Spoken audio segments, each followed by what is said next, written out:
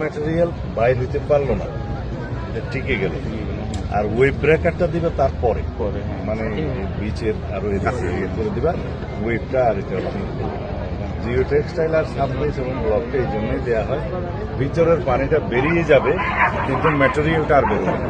আপনি রিক্লেম করতে পারেন, ওয়েব ব্রেকার দিলে জমি রিক্লেম করা যাবে।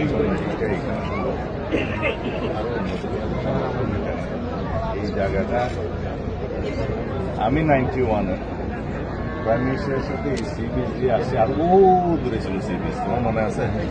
অনেক দূরে ছিল সি বিচ। আমরা ওখান দিয়ে গাড়ি চালাই প্রাইম মিনিস্টার সহ কিনে আমি মানে কলাতলি গেছি।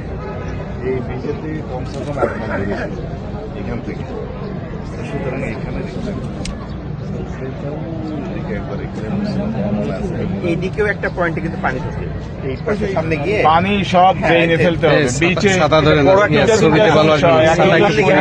সোয়েজের সমস্যা, এই পাশে ছবি ভালো আসবে না, যে বেরোয়, হ্যাঁ সেই পানিটা ওখানে তো ব্রেক আছে, ওই যে মুর্শিদ খানের জমি আছে সামনে, সেটা কি করা যায়?